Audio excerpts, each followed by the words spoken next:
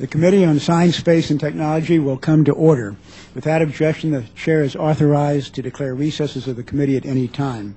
Pursuant to Committee Rule 2F and House Rule 11-2H4, roll call votes may be postponed. Today we meet to consider H.R. 4412, the National Aeronautics and Space Administration Authorization Act of 2014. I'll recognize myself and the ranking member for opening statements. Let me thank the members who are here, and we expect more momentarily, to be here for today's markup of H.R. 4412, the NASA Authorization Act of 2014.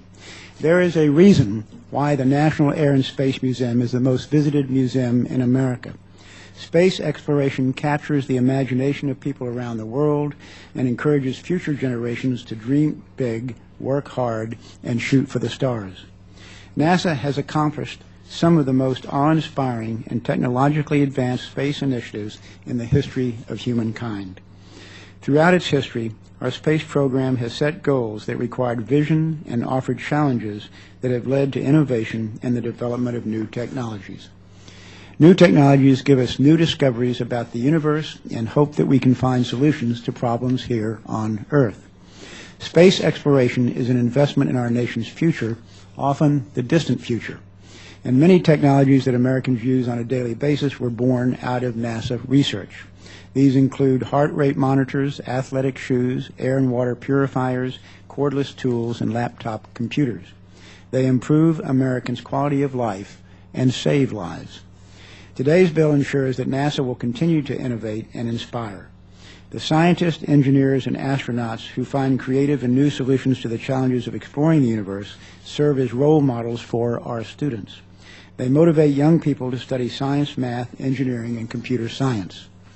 Even if not all of these students become astronauts, the skills and knowledge they learn can be applied to make technological breakthroughs in other fields. These accomplishments stimulate our economy and keep the United States globally competitive. There is strong bipartisan support for NASA's unique role, and the manager's amendment offered today reflects this. Mr. Palazzo and Ms. Edwards deserve much credit for producing a bipartisan bill. The manager's amendment increases the use of the International Space Station for science research, encourages commercial use of space, protects us from the effects of solar flares, helps remove orbital debris, and supports the development of a new space telescope that will detect Earth-sized planets. The American people largely support space exploration and NASA. This support is reflected in Congress as well, on both sides of the Capitol and on both sides of the aisle. Lastly, we are at this point thanks to the persistence over many days of our very able staff members. On the Republican side, they include Tom Hammond, Allison Rose Sennison, Jared Stout, and Gabriela Raman. And on the Democratic side, Pam Whitney and Alan Lee. This was obviously a team effort and is very much appreciated by members of the committee. I encourage members to vote for the manager's amendment when we get to it and to support the final bill. And then it's on to the House floor. That concludes my opening statement, and I'll recognize the ranking member, Ms. Johnson, the gentlewoman from Texas, for hers. Thank you very much, Mr. Chairman. I will try to be relatively brief in my opening remarks so that we can quickly move to the consideration of the manager's amendment, at which time I will have a few additional comments. I've made no secret of the fact that I consider NASA to be a key element of our nation's research and development enterprise. NASA drives technological innovation and scientific advancement. It is also a very positive symbol throughout the world of American ingenuity and our can-do spirit. Finally, NASA has been a long source of inspiration for our young people, firing them up to pursue the STEM disciplines that will be critical to our future competitiveness. That is why I consider reauthorizing NASA to be one of our committee's most significant legislative responsibilities. And that is why I am pleased that after some initial missteps, this committee is addressing that responsibility with a good bipartisan bill, something that has been long a hallmark of this committee. The bill before us with its accompanying manager's amendment has many good features, and I will not attempt to discuss all of them. Instead, I would just note several key elements of the bill in the manager's amendment. First, It makes clear that NASA is and should remain a multi-mission agency with a balanced portfolio of programs in space and earth science, aeronautics, and human space flight and exploration. It provides a challenging goal for the nation's human exploration program and supports the development of the SLS and Orion vehicles needed to carry out that program. H.R. 4412 and its manager's amendment contain provisions that will help promote productive Earth and space science, fundamental space life and physical sciences, International Space Station research, aeronautics research, and space technology and development. There are also provisions to help strengthen NASA's education and public outreach activities. Finally, there are a number of good government provisions to ensure that the taxpayer dollars invested in NASA are used effectively. Mr. Chairman, this bill and the manager's amendment are by no means perfect. For example, I remain disappointed that it was not possible to provide funding guidance to NASA for fiscal year 2015 and beyond. But because I think that authorizes we need to provide the funding required to carry out the important tasks we have given the agency. However, I do believe that the bill as amended by the manager's amendment is a good bill and it is worth support. Excuse me. Before I close, I'd like to express my appreciation to Ms. Edwards, our staff, for working with me to ensure that we would have a good bill coming out of today's markup. And I'd like to thank you, Chairman Smith, and Space Subcommittee Chairman Palacio, and their staff for their willingness to work cooperatively with us so that we can attain the positive outcome that I anticipate in today's markup. And with that, I urge support for 4412 as amended by the manager's amendment, and I yield back the balance of my time. Thank you, Ms. Johnson, and let me thank you for your comments as well as for your essential role in getting us to the point we are now with a bipartisan NASA bill. Pursuant to notice, I now call up H.R. 4412, the National Aeronautics and Space Administration Authorization Act of 2014, which was introduced by Representative Palazzo and amended by the Subcommittee on Space, and the clerk will report the bill. H.R. 4412, as amended by the Subcommittee on Space on April 9th, 2000. Without objection, the bill will be considered as read, and the gentleman from Mississippi, the chairman of the Space Subcommittee, is recognized for his statement. Thank you, Mr. Chairman. The bill before us today is the result of weeks of negotiations between the minority and majority. Certainly, this legislation is not perfect, but it is a good faith effort on both sides to commit to a bipartisan deal. As was said at the subcommittee markup 3 weeks ago, the ranking member and I anticipated there would be additional changes to the bill moving forward. Over these last few weeks, we have continued to work with our friends on the other side of the aisle to come to an agreement on several outstanding items. The manager's amendment being offered today encompasses nearly all of those items. As the bill is written, it sets NASA on a path to landing humans on Mars with the creation of a human exploration roadmap. This roadmap is critical to the future of human exploration for the United States and ensures there is a plan and structure in place that will span several administrations and elections. It is a fiscally responsible and technically feasible blueprint. Both the Space Launch System and Orion crew capsule are reaffirmed in the bill, consistent with the NASA Authorization Act of 2010, which laid out very clear guidelines and direction for the development of these systems. This bill authorizes ample funding for the commercial crew program to ensure safe and on-time development of domestic access to the International Space Station. There are also oversight provisions to ensure transparency in the contracts and processes used to develop these systems. This agreement represents an understanding that both our commercial crew partners and those developing SLS and Orion have a crucial role to play in ending our reliance on Russian rockets. The science title of the bill emphasizes the importance of completing and launching the James Webb Space Telescope in 2018, which will build on the work of its Hubble predecessor while expanding our view into the universe. The bill reaffirms Congress's commitment to the first A in NASA, the Aeronautics Research Mission Directorate.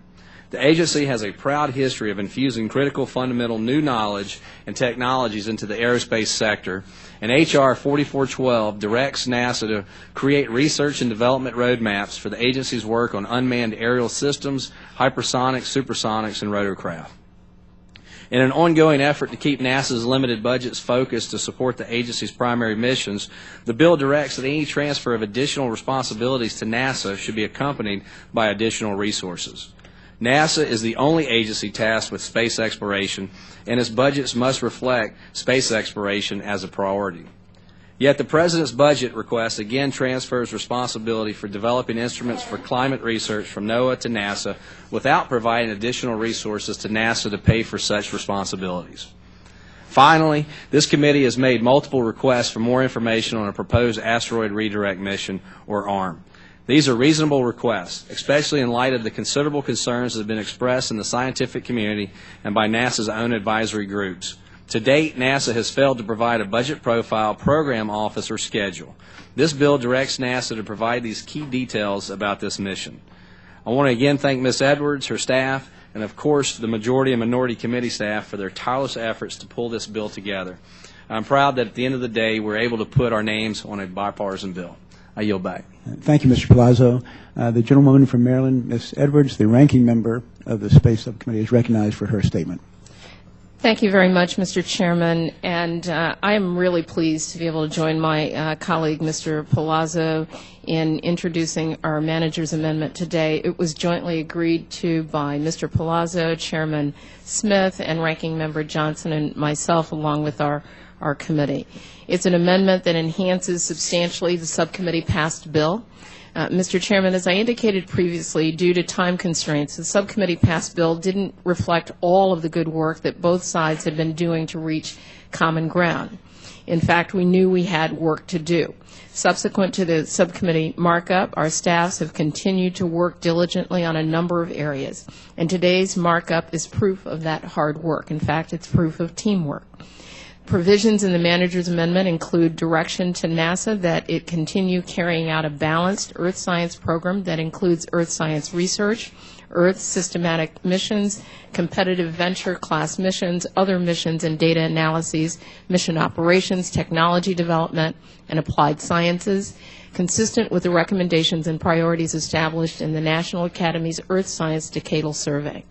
Having NASA continue its education and outreach efforts to increase student interest and participation in STEM education, improve public literacy in STEM, provide curriculum support materials, and create support opportunities for professional development for STEM teachers. NASA is among the best in STEM education and outreach, and the provisions of the manager's amendment underscore that point. The National Academies are engaged to provide a comprehensive study that reviews current and planned ground-based and space-based space weather monitoring requirements and capabilities, identifies gaps, and identifies options for a robust and resilient capability. A NASA plan on its potential use of operational commercial reusable suborbital flight vehicles for carrying out scientific and engineering investigations and educational activities, and the development of a strategic plan for carrying out competitive, peer-reviewed, fundamental space, life science, and physical sciences and related technology research, among other activities, again, consistent with the priorities in the National Academy's Decadal Survey. And a report describing NASA's activities, tools, and techniques associated with the goal of servicing satellites using robotic spacecraft. NASA soliciting and reviewing in collaboration with other relevant federal agencies concepts and technological options for removing orbital debris from low Earth orbit. As you can see, the areas addressed in the manager's amendment are far-reaching and are reflective of hard work by staff on both sides of the aisle. Today, we should be proud to have reached common ground for the full committee markup. We are light years from where we began in 2013. Mr. Chairman, I'm really appreciative of the spirit of cooperation and can-do attitude that members and staff on both sides have exhibited throughout the drafting process, often giving up our own individual pet projects or ideas for the whole. And I'm grateful to you, to Ranking Member Johnson and Chairman Palazzo, for your unwavering commitment to bring this bipartisan legislation to a close. I echo the Chairman's thanks to our respective staff on the majority and the minority, Chris Schenck, Tom Hammond, Jared Stout, Allison Rose Sunnison, Gabriella Ranan, and to the personal staff of Mr. Palazzo, Megan Mitchell. And from our team on the minority, Dick Oberman, Pam Whitney, Alan Lee, and my personal staff, Ann Nelson. And let me say also to all of our members, I think each one of us on both sides of the aisle will have something to hang our hats on in support of this NASA authorization, and I thank you for the opportunity to work on it. Okay. Thank you, Ms. Edwards. If there's no further discussion on the bill, we will now go to amendments on the bill, and the bill is open for that purpose. And the first amendment on the roster is an amendment offered by Ms. Edwards and Mr. Palazzo, and the clerk will report the amendment. Amendment to H.R. 4412, offered by Ms. Edwards of Maryland and Mr. Palazzo of Mississippi. Amendment number 002. Page 14, line 2, strike is to enable. Without objection, the amendment will be considered as read, and the gentlewoman from Maryland, Ms. Edwards, is recognized first to explain the amendment. Thank you, Mr. Chairman. As you could hear from my statement, there are many things that we can point to in the amendment that really clear up some of the issues that we were working on from the subcommittee markup. We were able to incorporate, you can see in the manager's amendment, some ideas that actually had come and been approved earlier by both Republican members and Democrats, and we incorporated those into the manager's amendment. And so with that, I would conclude my statement because I think it's time to move forward with the markup. Thank you, Ms. Edwards. The gentleman from Mississippi, Mr. Palazzo. Thank you, Mr. Chairman. I want to echo the words of Ms. Edwards, the ranking member of the Space Subcommittee. This truly is a bipartisan agreement. We can all be proud of the great work of the subcommittee and full committee has done to be inclusive of members on both sides of the aisle. The manager's amendment before us today includes those outstanding items that were unresolved prior to the subcommittee markup 3 weeks ago. Since that time, Chairman Smith and I have been working with the ranking members to come to an agreement on what additional provisions could be compiled into the manager's amendment. In compiling this amendment, we were very careful to ensure that the spirit of the bipartisan subcommittee bill was not compromised. The various provisions contained in the manager's amendment were meticulously discussed before they were included in our agreement.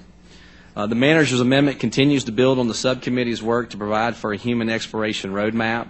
NASA has put forth several items proposed as a roadmap. In fact, I believe NASA is holding an open forum today describing NASA's human exploration path to Mars. Unfortunately, many questions remain unanswered regarding NASA's way forward for deep space exploration.